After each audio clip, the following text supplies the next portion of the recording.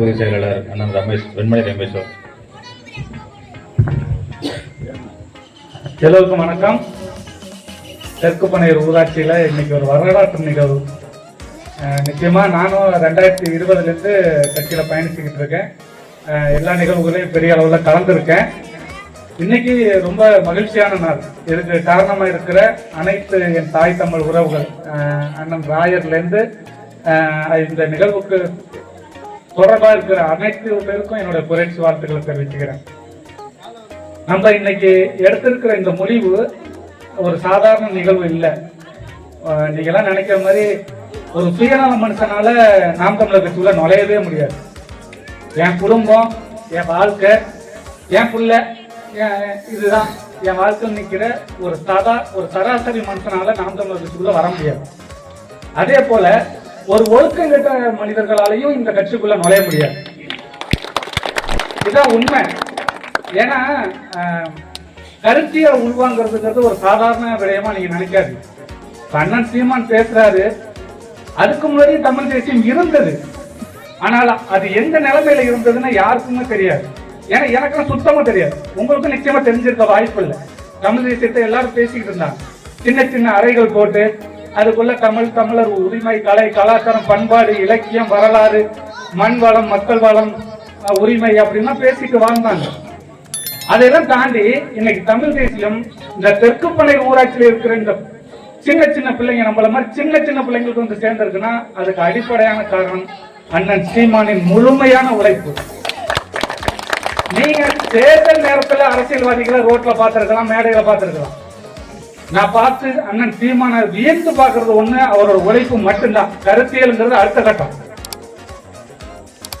அதாவது நம்ம செய்யறது சரியோ தவறோ என் முயற்சிக்கான பலன் எனக்கு கிடைக்கும். அதுதான் அண்ணனுடைய நம்பிக்கை.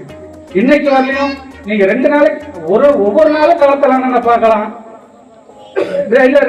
ஒரு நாள் காணும்னு பார்த்தோம்னா அடுத்த நாள் களத்தில் இருப்பார். மிஞ்சு போனா இடையில கொஞ்சம் உடம்பு சரியில்லாம இந்த கேரளாவில் போய் ட்ரீட்மெண்ட் எடுத்த காலத்துல கொஞ்சம் அண்ணனை கவனிக்க முடியல. 2வது வந்து இந்த கொரோனா காலத்துல கொஞ்சம் கவனிக்க முடியல. தவிர மற்ற எல்லா காலங்களிலும் ஒவ்வொரு நாளும் காலத்தில் நினைக்கிற ஒரே அரசியல் தலைவர் தமிழ்நாட்டில் மட்டும் இல்ல, உலகத்திலே எனக்கு தெரிஞ்ச அண்ணன் சீமான் மட்டும்தான். மற்ற யாரும் கிடையாது. தேர்தல் தேதி அறிவித்த பிறகு நீங்க பாருங்க, ஒவ்வொரு தெருவுலையும் அரசியல்வாதி நிற்பான். ஆனா இன்னைக்கு சென்னையில நடந்த பேரிடருக்கும் சரி, தென் மாவட்டங்கள் நடந்த இயற்கை பேரிடர்களையும் சரி, முழுமையா களத்தில் நடந்த அண்ணன் சீமான் அண்ணன் தம்பிகள் மட்டும்தான். மற்றவங்க செஞ்சாங்க அங்க ஒண்ணு இங்க ஒண்ணு. ஆனா சீமான் அண்ணன் தம்பிகளும் சீமான் அண்ணனும் முழுமையா களத்தில் இருந்தாங்க. ஒரு மனிதனால இவ்வளவுதான் உழைக்க முடியும்னா அது அண்ணன் சீமானை பார்த்துதான். நான் பல நேரம் சோர்வு அடைஞ்சிருக்கேன். தேர்தல் முடிவு அறிவிப்பாங்க, கொஞ்சம் சோர்வு அடைஞ்சிருக்கேன். 2 நாள் கழிச்சு அண்ணன் மேடையில பேசுவாரு, எந்திரிச்சிருவேன். அவ்வளவுதான்.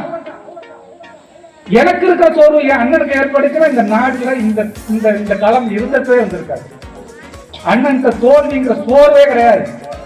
இன்னைக்கு இல்ல நாளைக்கு இல்லைன்னா இன்னொரு நாள் என்னால முறையில என் தம்பிங்க. இந்த தத்துவத்தை இந்த உலகத்துல எவனாலையும் கற்பிக்க முடியாது. நமக்கு சோறு போடுறவங்க பெரிய ஆள் கிடையாது. எனக்கு வாழ கற்றுக் கொடுக்கறவன் தான் பெரிய ஆள். எனக்கு வீரத்தை சொல்லி கொடுக்கறவன் தான் பெரிய ஆள். இந்த உலகத்திலே ஆசிரியர் தான் சிறந்த ஆசிரியர். நான் வந்து எங்க அண்ணனோட பிறந்த நாளுக்கு வாழ்த்து சொன்னதே கிடையாது. ஆனா ஆசிரியர் தினத்தன்னைக்கு நான் சீமான் அண்ணனுக்கு வாழ்த்து சொல்லுவேன். மற்ற எந்த நாளையும் நான் வாழ்த்து சொன்னது. காரணம் என்னன்னா, இந்த உலகத்துல வாழ்வியல் அரசியல் தான். அந்த அரசியல் எனக்கு சொல்லிக் கொடுத்தது அந்த அண்ணன் சீமான் மட்டும்தான். மற்ற எவனும் கிடையாது.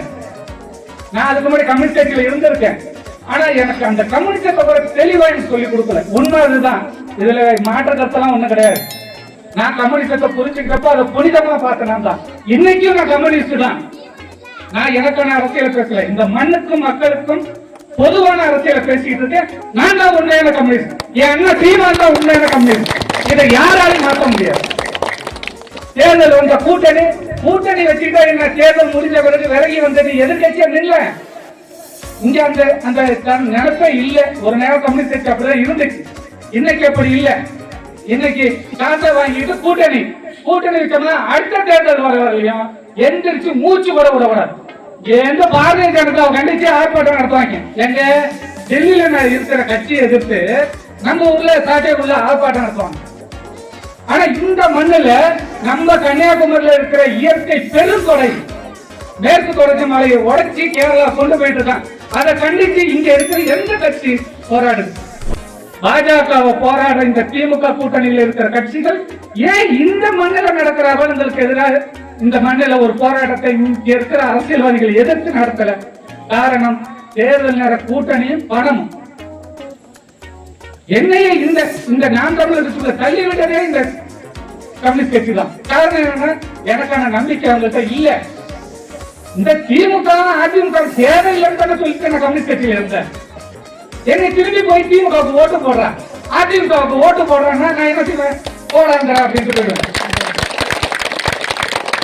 இதுதானே எனக்கு உன்னை பிடிக்கல, நான் ஒதுங்கி நிற்கிறேன், உன் கூட வந்து நிற்கிறேன், எங்க அண்ணன் பள்ளியில கூட நிற்கிறேன்.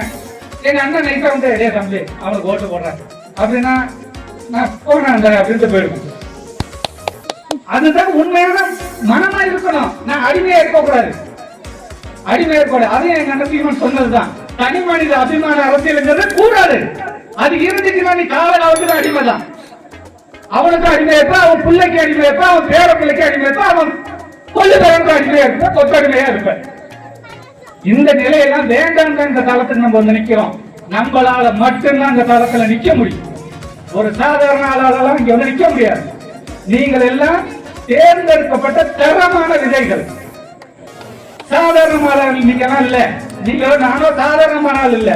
பணம், பதவி, பொறுப்பு, கான்ட்ராக்ட் கிடைக்குமா, கமிஷன் கிடைக்குமா, எவ்வளவு சம்பாதிக்கலாம், எந்த எண்ணமும் இல்லாம இந்த கட்சிக்குள்ள இன்னைக்கு நின்றுகிட்டு நம்ம களமாடுறோம்னா நாம தான் தரமான விதைகள். இந்த மண்ணின் அரசியலை எதிர்காலத்தில் நிலைநாட்ட போற விதைகளை நாம தான். பெருமையோடு சொல்லுங்க, நாம எல்லாம் நாம் தமிழர் பிள்ளைகள். என்ன உங்க வண்டியில அண்ணன் சீமானோட புகைப்படத்தையும் தலைவர் பிரபாகரனோட புகைப்படத்தையும் பொறிங்க. யாருக்கும் பயப்படாதீங்க. எந்த இடத்துலையும் நாமளா வாழணும். அதை தடுக்கிற எவனா இருந்தாலும் போயா நான் அங்க போயிட்டே இருக்கும். ஏறி மிதிச்சு போகணும். கொஞ்சம் கூட அதை சொன்னாதீங்க. நாங்க அத்தனை பேரும் உங்களுக்கு துணையா இருப்போம். நன்றி, வணக்கம். நாம் தமிழர்.